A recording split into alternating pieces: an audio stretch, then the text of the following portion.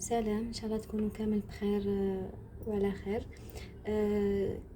اليوم جيت نقدم لكم واحد الطريقه للسعال، تفيد للسعال بزاف، سواء كانوا دي بيبي، سواء كانوا اطفال كبار شويه، سواء كانوا دي زادولت، يعني الناس اللي كيما حنايا كبار تقدروا تستعملوهم. هذوما حنعطيكم 3 طرق صدقوني فعاله فعاله فعاله. هذه الطرق طبيعيه، ما فيها ني دواء ني حتى يعني مواد زايده، يعني برك حتكون طريقه طبيعيه. الطريقه الاولى راح تستعملوا زيت زيتون. هاي ليك زيت زيتون، ديروا لها دفيوها مليح، دفيوها ومن بعد تزيدوا لها شويه تاع سكر غلاس، شويه تزيدوا لها هكذا شويه تاع سكر غلاس وتخلطوها حتى تولي لكم جور اون كريم. هكذا تخلطوها وهي تكون دافيه ولا هكا سخونه مليح، تخلطوها مليح. وكي يذوب هذاك السكر تولي هكذا جور اون كريم، ترفدوها هكا مغرفه صغيره وتمدوها للبيبي مغرفه ولا زوج، تستعملوها له الصباح والعشيه، يعني خطرات في النهار ولا.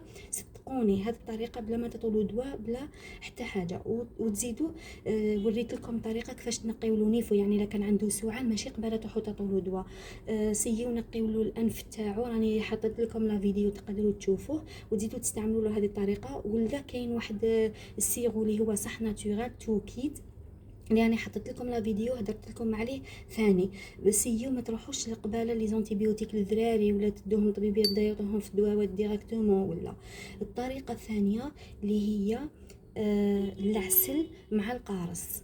دوكا تعصروا هكا شويه تاع قارص وتجيبوا العسل تاعكم تنحوا منه مغيرفه هكذا. وشنو انا العسل اللي عندي حر، تجيبوا العسل تاعكم وتخلطوه مع القارص مليح حتى يتخلط مليح مع القارص. بصح العسل ماشي كيما انا درتو هكا ديريكت، نتوما دفيوه دائما، سواء زيت زيتون ولا العسل دفيوهم مليح وخلطوهم. راح تخلط لكم تولي لكم ان ليكيد اللي يكون ثقيل شويه وتعطوهم لهذاك المريض اللي عنده السعلة. صدقوني هذوما الطرق يعني راح تفيد بزاف للسعال.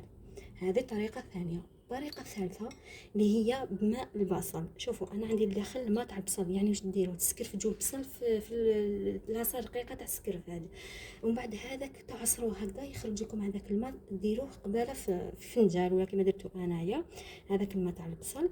ومن بعد واش تروحوا ديروا له، تعصروا له شويه تاع القارص هكذا وتزيدوا له ثانيك العسل.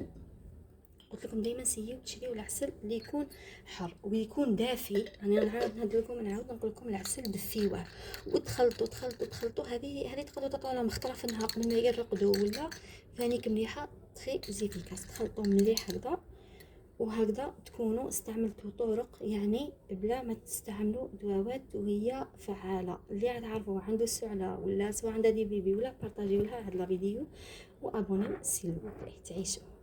على بروشين ان شاء الله.